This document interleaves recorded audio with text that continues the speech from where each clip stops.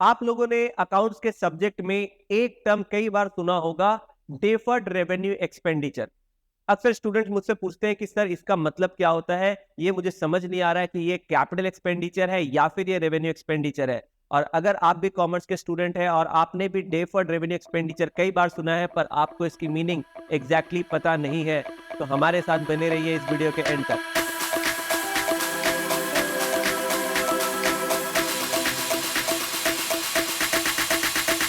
Hello दोस्तों, मेरा नाम है सूरज कुमार गुप्ता और आप देख रहे हैं YouTube channel of knowledge campus. Let's start.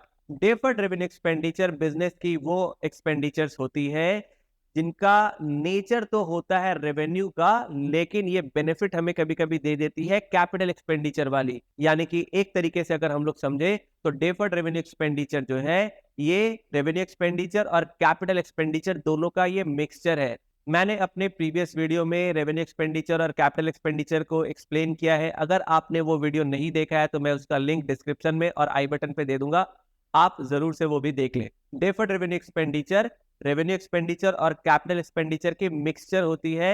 यानी कि deferred revenue expenditure by default primarily revenue nature के होते हैं, लेकिन इनमें कुछ फीचर जो है वो कैपिटल एक्सपेंडिचर्स के भी होते हैं। For example, advertisement suspense account.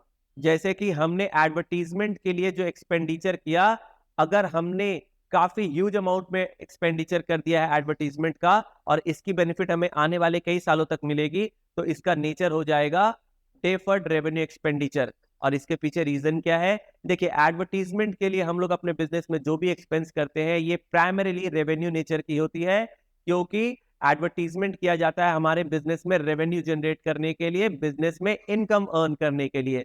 तो the nature of advertisement expense is revenue by default. लेकिन जब हम लोग एडवर्टीजमेंट एक्सपेंडिचर काफी ह्यूज अमाउंट में करते हैं और आने वाले कई सालों के लिए, 2-3 सालों के लिए हम लोग एक बार एडवांस में पेमेंट कर देते हैं, तो इस तरीके की पेमेंट को हम लोग नाम दे देते हैं डेफर्ड रेवेन्यू एक्सपेंडिचर। यानी ये एक्सपेंडिचर तो है रेवेन्यू नेचर का, पर क्योंकि आपने आने वाले सालों के लिए भी एडवांस में पेमेंट कर दिया, आपने एक साथ लमसम पेमेंट कर दिया, और इसलिए इस रेवेन्यू एक्सपेंस की बेनिफिट क्या होगी, आपको आने वाले सालों में भी मिलेगी। आप लोग को मैं बता दूं, रेवेन्यू एक्सपेंडिचर जो होती है इनकी जो बेनिफिट होती है वो with in the same accounting year exhaust हो जाती है। इनकी बेनिफिट आने वाले अकाउंटिंग ईयर में कैरी फॉरवर्ड नहीं होती। लेकिन डेफर्ड रेवेन्यू एक्सपेंडिचर जो है ये एक रेवेन्यू एक्सपेंडिचर है बाय डिफॉल्ट, बाय नेचर। लेकिन क्योंकि हम लोग इसे लमसम में पे कर देते हैं, हम लोग एडवांस में इसे पे कर देते हैं, और इस वजह से इसकी बेनिफिट जो है वो आने वाले कई सालों तक हमें देखने को मिलती है।